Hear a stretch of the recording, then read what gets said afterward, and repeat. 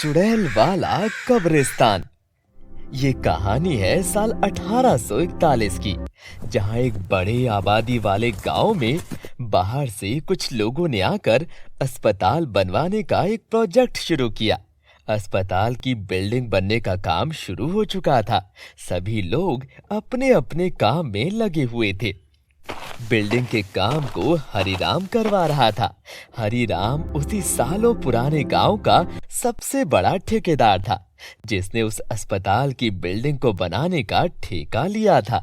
Building को जल्दी खड़ी करना था, इसीलिए दिन में अलग मजदूर काम करते थे और रात में अलग। एक रात करीब 11:30 बजे हरिराम अपने घर से मोटरसाइकिल में अस्पताल की ओर निकलता है। अस्पताल की ओर जाने का रास्ता जंगल से होकर गुजरता था और बेहद ही सुनसान और डरावना रास्ता था। हरिराम धीरे धीरे स्पीड में गाना गुनगुनाते हुए चल रहा था। तभी अचानक एक पेड़ के पास उसे एक औरत दिखाई देती है, जो कि हरिराम को हाथ देती है। हरिराम तुरंत अपनी गाड़ी का ब्रेक लगाता है और रुककर बोलता है, हाँ जी बताइए, इतनी रात को आप इस जंगल में क्या कर रही हैं? औरत कुछ नहीं बोलती, बस हरिराम को घूरने लगती है। कुछ देर तक घूरती ही जाती है। तभी हरिराम उस औरत से दोबारा पूछता है, अरे जी बोलिएगा, कहाँ जाओगी? तब से चुपी खड़ी हो, कुछ बोलती नहीं हो, क्या बात है? वो कुछ आगे तक जाना है, छोड़ देंगे? बैठ जाइए, छोड़ देंगे।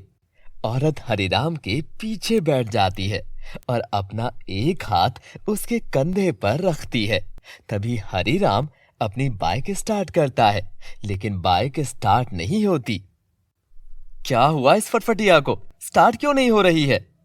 इतना कहते ही हरिराम उस औरत को मोटरसाइकिल से उतरने को बोलता है और पीछे घूमकर देखता है, तो वो औरत पीछे नहीं होती है। हरिराम इधर उधर देखता है, उसे दूर दूर तक कोई नजर नहीं आता। वो चौंक जाता है, आखिर वो औरत अचानक से कहाँ गायब हो गई। फिर हरिराम जल्दी जल्दी अपनी बाइक स्टार्ट करने लगता है, लेकिन बाइक स्टार्ट नहीं होती। हरिराम अपनी बाइक में जोर से लात मारता है और माथे को पकड़ते हुए 2 कदम आगे चलता है। तभी अचानक एक पेड़ में फांसी में लटकी हुई एक औरत झूल रही होती है। पेड़ से लटकी हुई उस औरत के गले में फांसी का फंदा होता है और वो फड़फड़ा रही होती है और जोर जोर से चिल्ला रही होती है। ये सब देख हरिराम घबरा जाता है। उसे कुछ समझ में नहीं आता कि क्या किया जाए। उस औरत को बचाया जाए या फिर वहां से भागने में ही भलाई है।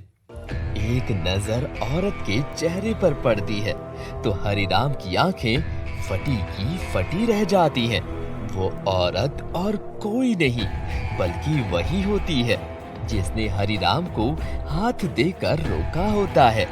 देखते ही हरिराम समझ जाता है वो औरत कब की मर चुकी है। वो सिर्फ उसकी आत्मा है जो हरिराम को डरा रही है। हरिराम अपनी मोटरसाइकिल छोड़कर तुरंत अस्पताल की ओर भागने लगता है।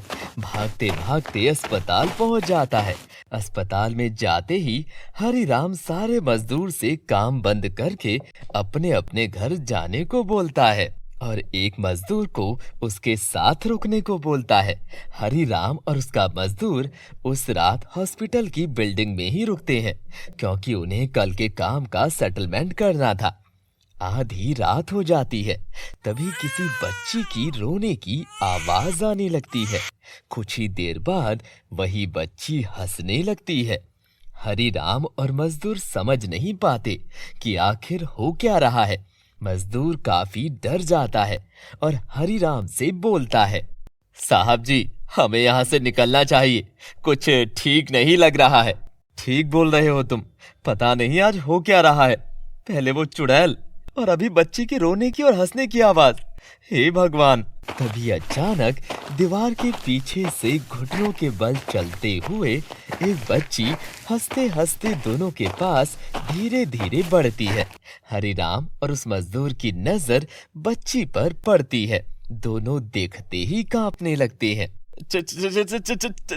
चलो यहाँ से, भागो, जान बचाना है तो भागो। दोनों ही उस जगह से भागकर अपने अपने घर चले जाते हैं। घर जाकर हरिराम ये सारी घटना अपनी पत्नी देविका को बताता है। देविका एक पंडिताइन है। वो अपने पति हरिराम को बताती है कि उसे उस जगह पर काम नहीं करना चाहिए। वो जमीन कुछ ठीक नहीं है। आप उस जगह पर काम करना बंद कर दीजिए, वो जगह कुछ ठीक नहीं है। नहीं, लाखों का नुकसान हो जाएगा, हम सड़क पर आ जाएंगे। इतना कहकर हरिराम वहां से चला जाता है। उसे रात भर नींद नहीं आती। अगली सुबह हरिराम उठकर नाश्ता करता है और सीधा अस्पताल के पास पहुंच जाता है। दिन भर काम करने के बाद फिर रात होती है, लेकिन हरिराम घर नहीं जाता। रात के मजदूरों के साथ वहीं रुकता है। खुदाई का काम चल रहा होता है। तभी हॉस्पिटल के मेन दरवाजे के सामने खुदाई होती है। 2 से 3 मजदूर खोद रहे होते हैं। तभी खुदाई करते करते जमीन के नीचे से एक कब्र निकल आती है। वो लोग उस कब्र को भी खोल देते हैं। कब्र के अंदर एक औरत का कंकाल और एक छोटी बच्ची का कंकाल निकलता है। देखते ही सब घबरा जाते हैं और दूसरी जगह खुदाई चल रही होती है, वहां भी कब्र निकलने लगती है। धीरे धीरे पूरी जमीन पर बहुत सारी कब्रें निकल जाती हैं। ये सब देखकर हरिराम घबरा जाता है, क्योंकि पूरे अस्पताल की एरिया कब्रिस्तान जैसी लग रही थी। चारों तरफ कब्र ही कब्र थी और कुछ भी नहीं। आधे से ज्यादा मजदूर वही औजारों को छोड़कर भाग जाते हैं। हरिराम उन्हें रोकने की कोशिश करता है, लेकिन कोई भी नहीं सुनता। तभी वहां वही चुड़ैल आ जाती है जो उसे रात में मिली थी।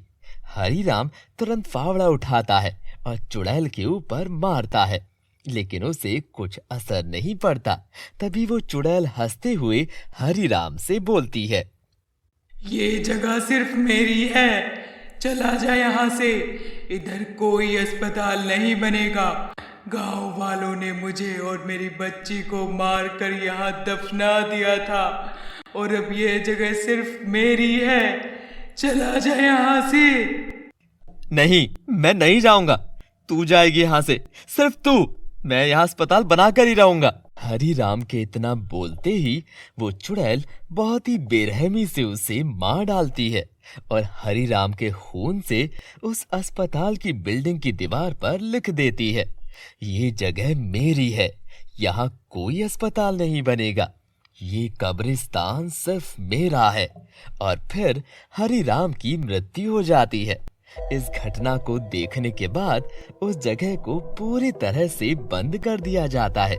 ना ही वहां कोई जाता है और ना ही फिर वहां कोई अस्पताल बनता है।